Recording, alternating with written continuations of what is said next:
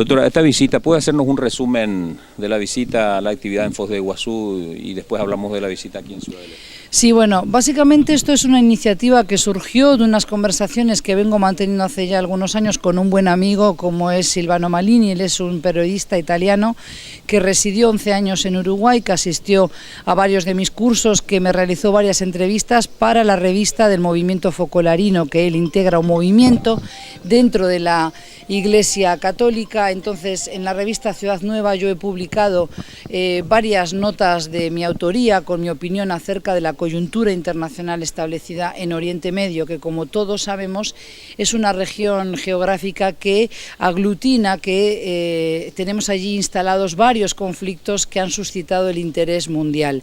Entonces, a raíz de su llegada hace 4 años ya a Asunción del Paraguay, vimos la oportunidad de replicar parte de lo que yo estoy haciendo de mi trabajo como docente de difusión allí en Uruguay, traerlo para un país vecino y hermano como es el Paraguay. Los dos entendíamos que necesariamente tiene que existir ese interés aquí en la región, sobre todo en una triple frontera como es la de Foz de Iguazú, Puerto Iguazú y Ciudad del Este, donde me encuentro felizmente hoy. Entonces, finalmente pudimos concretar este sueño mío de venir aquí a conocer también la triple frontera, que muchas veces ha estado mencionada en la prensa de manera estigmatizante, de manera distorsionada. La realidad no es la que pintan en los medios y por tanto para mí es una oportunidad tanto para hacer esa difusión de temas que yo estudio y trabajo, investigo a diario, como también poder empaparme de esta realidad de la frontera, con lo cual durante toda esta semana estoy manteniendo contactos con referentes de la comunidad árabe y musulmana a ambos lados de esa frontera, que por otro lado es más ficticia que física, ¿verdad? Porque los ciudadanos de Ciudad del Este y de Foz de Iguazú saben lo que es cruzar a diario ese puente, esa frontera, esa aduana.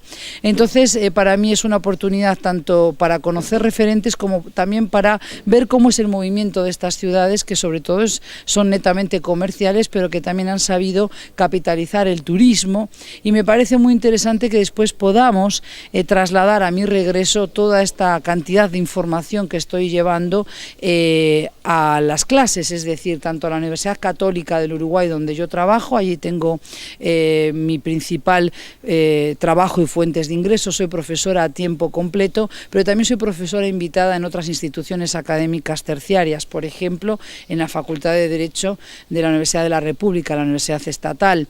También dicto clases a instituciones militares. Y también soy profesora de Cancillería uruguaya, es decir, tengo un nivel de, digamos, de llegada a través de la educación a públicos bien diversos, y me parece que es una información que es muy necesaria. Por otro lado, a pesar de este grueso acento tan español y sigo siendo europea, entiendo que es hora de que aquí los investigadores, los colegas docentes universitarios, podamos investigar y producir nuestra propia opinión, nuestras propias obras, es decir, nuestro propio artículo académico, por ejemplo, y difundir nuestro conocimiento ya desde el sur, sin necesidad de importar esa opinión hecha en Estados Unidos o en Europa, porque hay una idiosincrasia, como estoy viendo en cada frontera que visito. Yo he hecho trabajo de campo exhaustivo en la frontera norte de Uruguay con el sur de Brasil, en Santana do Livramento y en Rivera, pero también en las ciudades hermanas de Quaraí y de Artigas, y ahora estoy yendo muy seguido al Chuy, en el este de Uruguay. Entonces me faltaba esta experiencia de la triple frontera, triple nación le llaman algunos, ¿verdad?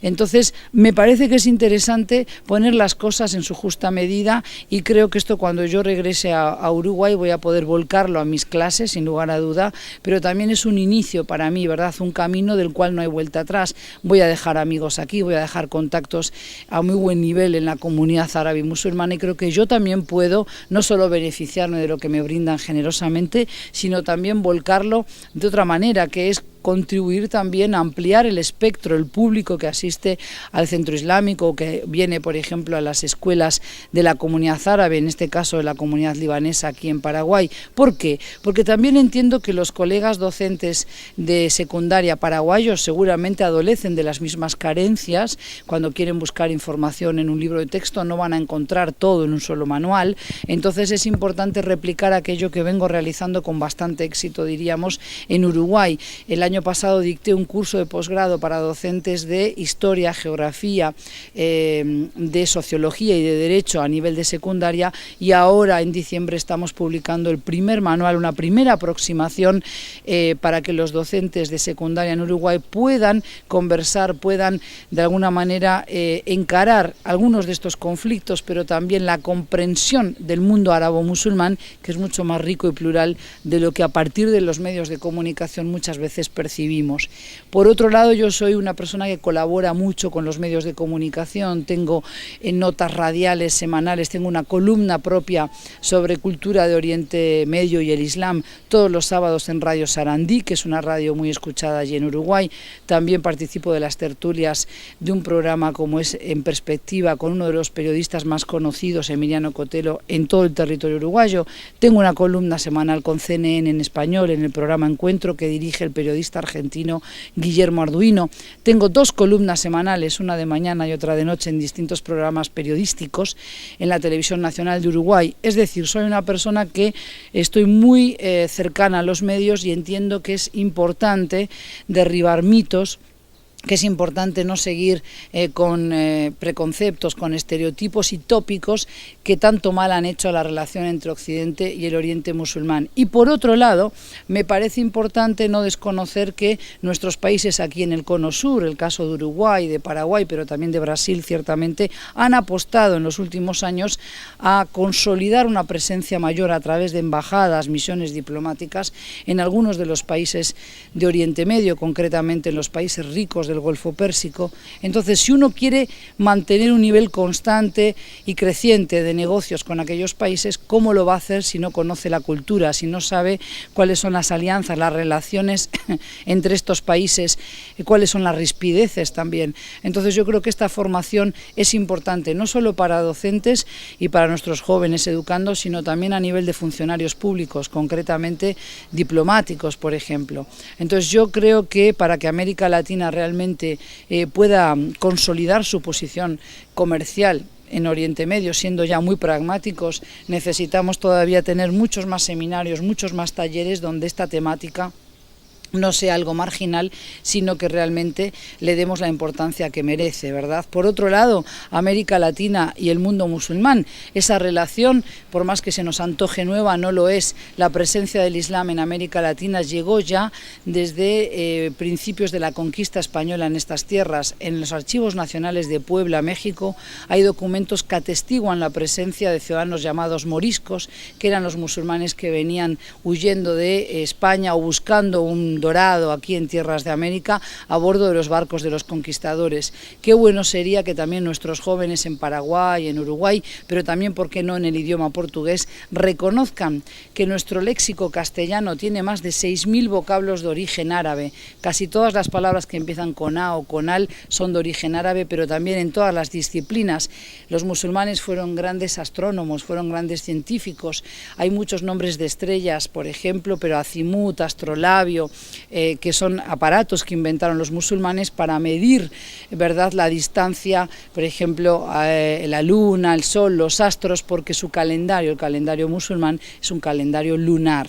Con lo cual, contrario a lo que pasó con algunas etapas de la cristiandad, cuando la Iglesia era un monopolio y era muy rígida en cuanto al saber y era un monopolio solamente del clero, en el Islam siempre se favoreció el estudio y la búsqueda de la verdad, porque de hecho el Islam durante sus etapas doradas fomentó la literatura de los viajes a través de esos viajeros intrépidos, incansables del mundo musulmán, Ibn Battuta, por mostrar alguno, hablar de alguno en concreto, que viajaron por toda la geografía del mundo musulmán, pero también potenciaban el estudio del universo porque dependían de los astros para calcular sus fechas religiosas.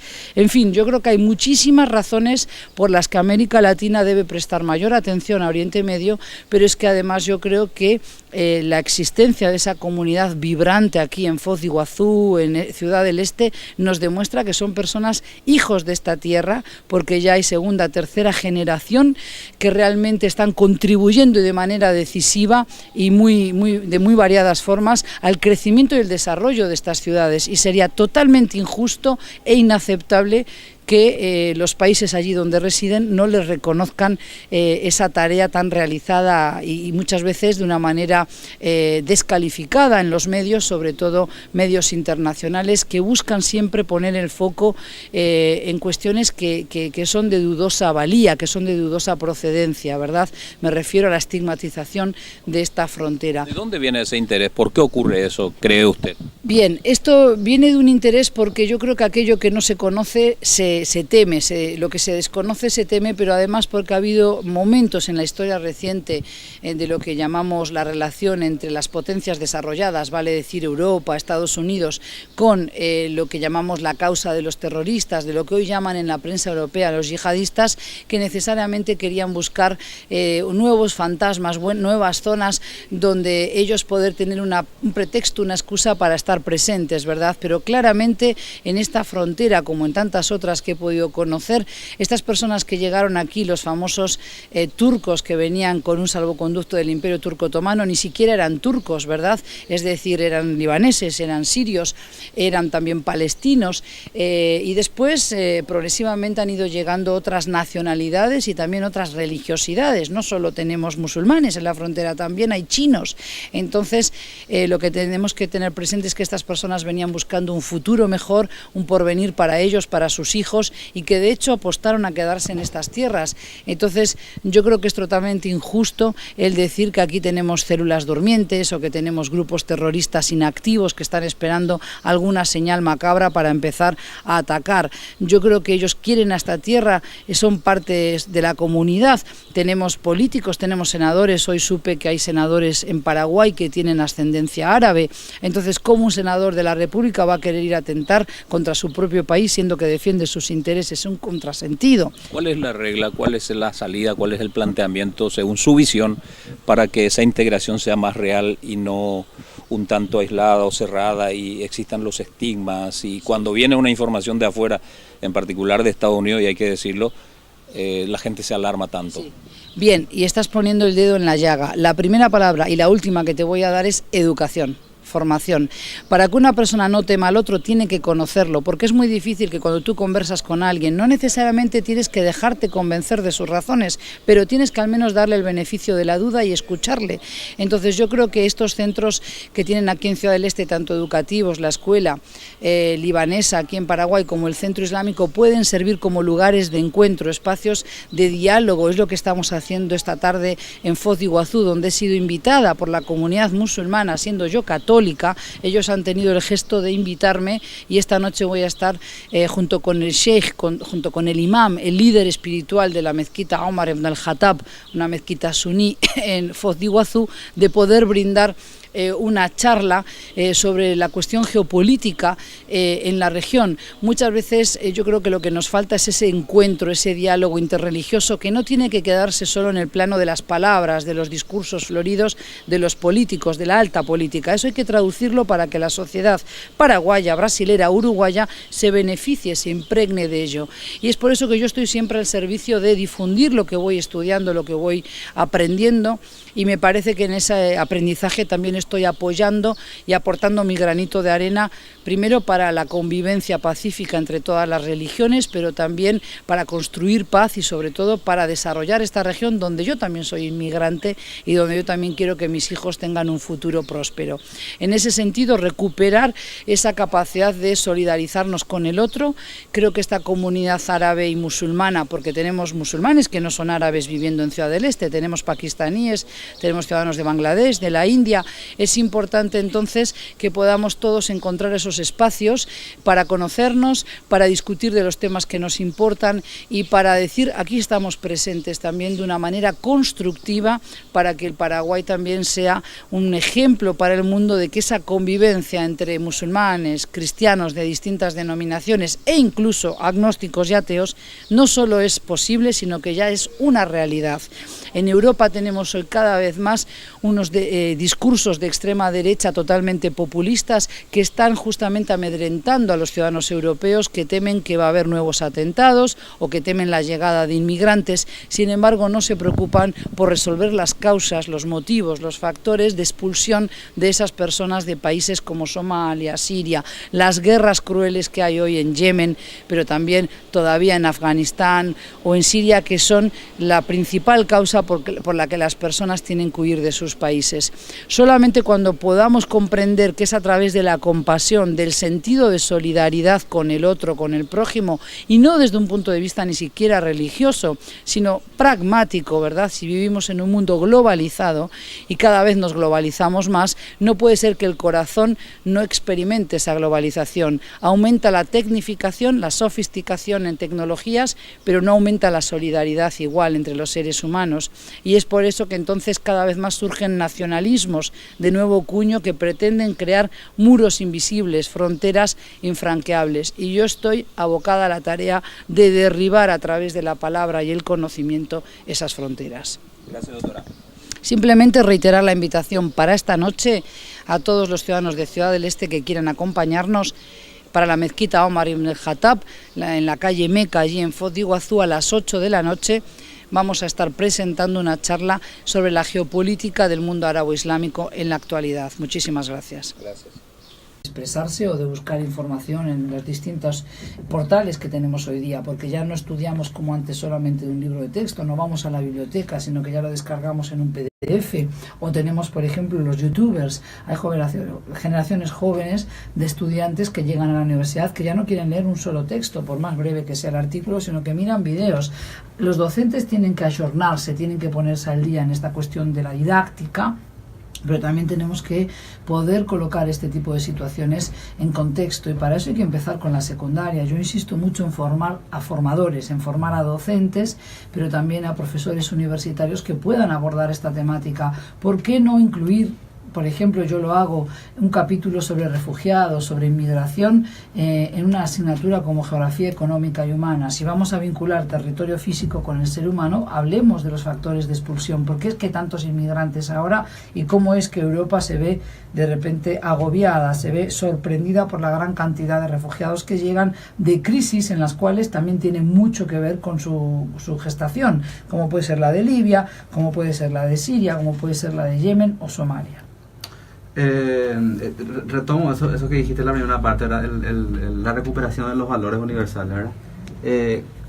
Ya escuchaste, obviamente, era como académica, está al tanto de esto, es la posverdad, ¿verdad? Donde sí, todo se relativiza. ¿Cómo yo no ¿cómo soy gestionamos amiga de, esos valores? Claro, no soy amiga de la posverdad, de esta teoría de que todo se relativiza y que todo da igual. Yo creo que no es así. Justamente eso nos está haciendo mucho mal para comprender que no nos debe dar todo igual. Yo estoy aquí hoy en Ciudad del Este, pero estoy pendiente, por ejemplo, de lo que ocurre con los Rohingya, una etnia musulmana muy perseguida en el estado de Rakhine, en Myanmar, porque me parece que es uno de los genocidios modernos que está siendo silenciado en la prensa, y que eso no debe ocurrir, porque mañana podría ser el caso que ocurra una matanza o una situación injusta así en nuestro continente, aquí en América Latina, y yo quisiera ver que el mundo despierta y que el mundo dice: esto no lo podemos tolerar. ¿Cómo puede ser que mientras hablamos haya jóvenes subsaharianos que están siendo vendidos como esclavos en pleno siglo XXI?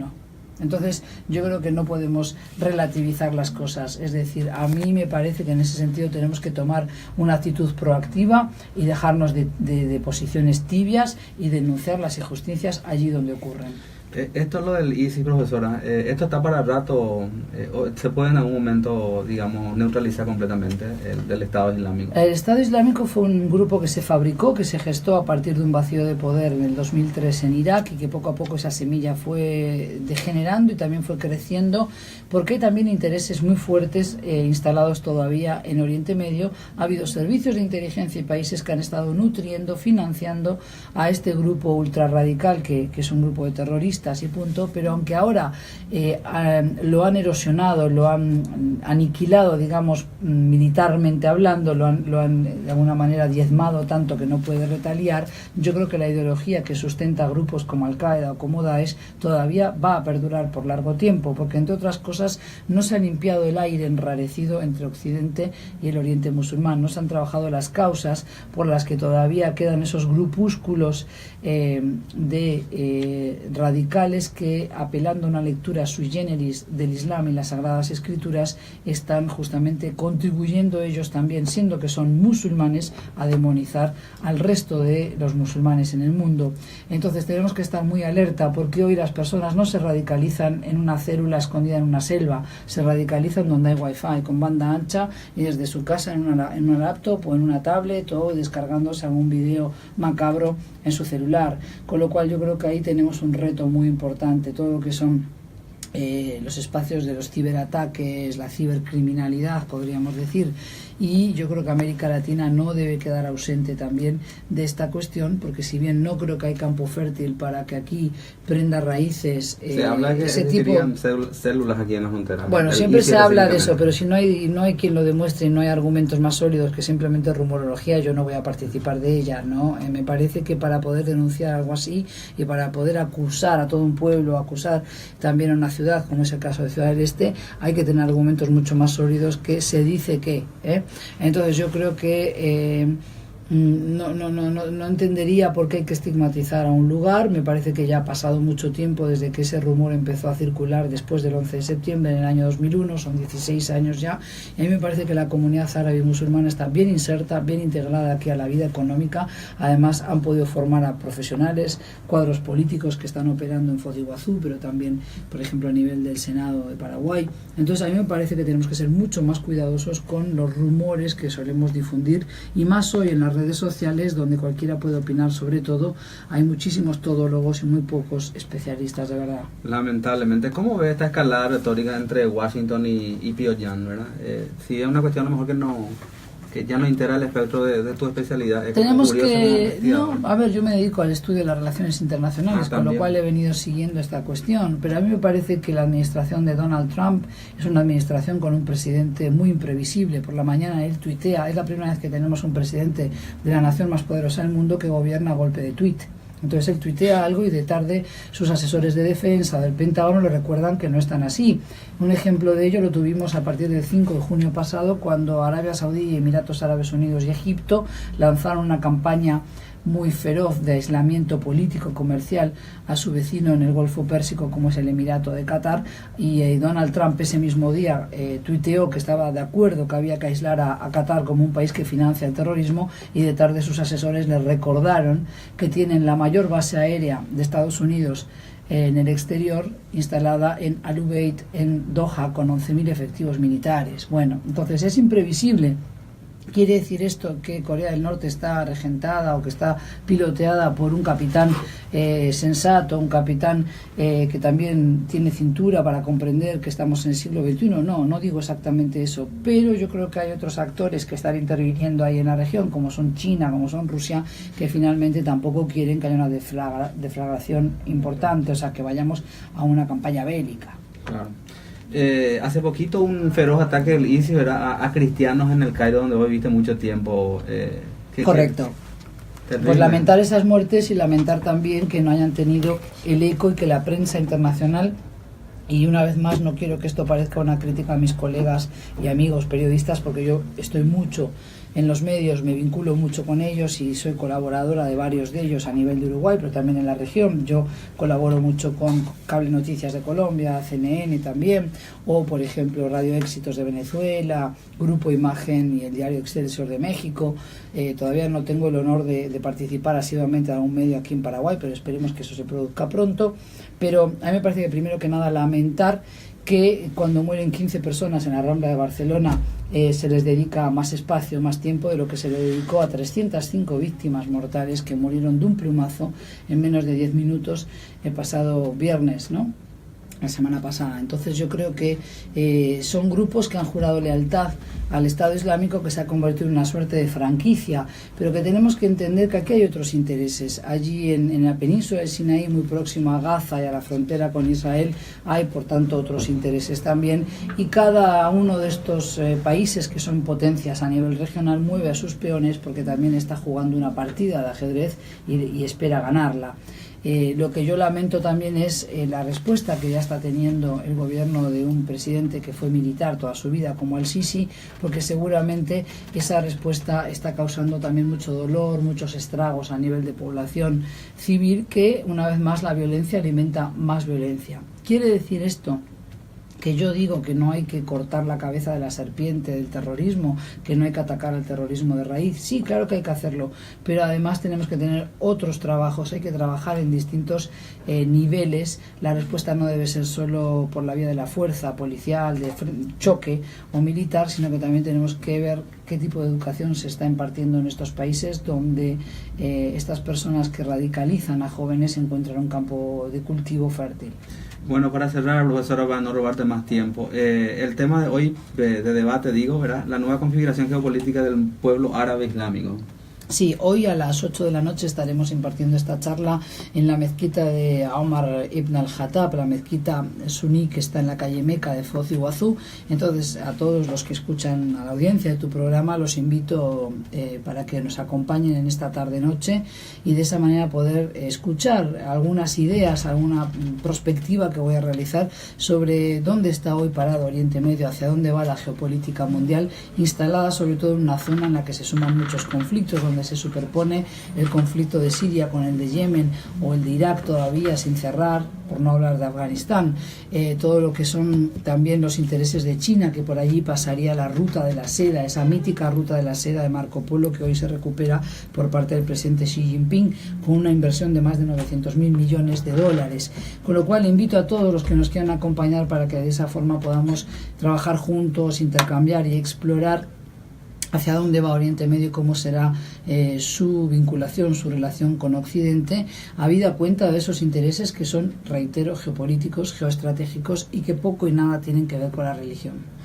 Profesora, un gusto tenerte aquí, para mí un privilegio realmente escucharte, ¿verdad? Mira, me pondría todo el tiempo escuchando, porque mirá la fluidez que tiene Luis. Hola Luis Dávalo, ¿cómo estás? Bien, gracias por esta invitada de primer nivel aquí en el programa, Luis. Realmente admirable la doctora, tiene mucho bagaje, mucho conocimiento y nos gusta mucho escucharla. Lástima que el tiempo... Hay que traerla acá en Ciudad Vélez también, ¿verdad? La próxima. En la estamos, UPE se le puede traer en la UPE. Estamos programando ya la siguiente agenda de la doctora Mangana para traer a las universidades de la Triple Frontera. Brillante. Y eso será pronto, seguramente en un par de meses. Así que le vamos a rogar esa agenda y poder tenerla aquí de nuevo para poder compartir y hacer público este conocimiento. Sensibilizar un poco sobre esto. Hay mucha desinformación y falta de información sobre todo. Hay mucho tabú sobre el mundo árabe y es hora de que nosotros como ciudadanos de la Triple Frontera nos ocupemos también de hablar de esto y traer la información que tenga que venir, ¿no? Gracias por tu esfuerzo para traerle aquí a la profesora Luis. Silvano Malini es el señor que está con nosotros, que ya está apurado porque la agenda premia también. Él es el coordinador de esta agenda de la doctora Mangana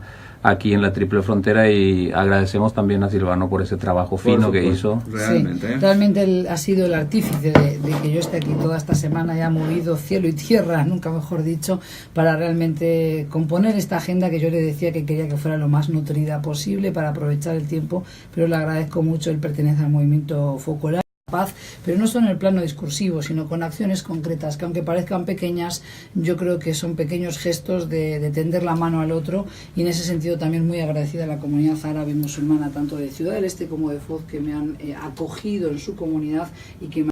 Aquí en Paraguay necesitamos mucho de gente que tenga solvencia y que pueda venir a hablarnos de esto, profesora. Bueno, el gusto es mío, esperemos volver pronto con la ayuda de un nuevo amigo que tengo aquí, como Luis Dávalos, y bueno, y que a la audiencia del programa los espero esta tarde-noche para que realmente puedan plantear sus preguntas y para que también Ciudad del Este diga presente.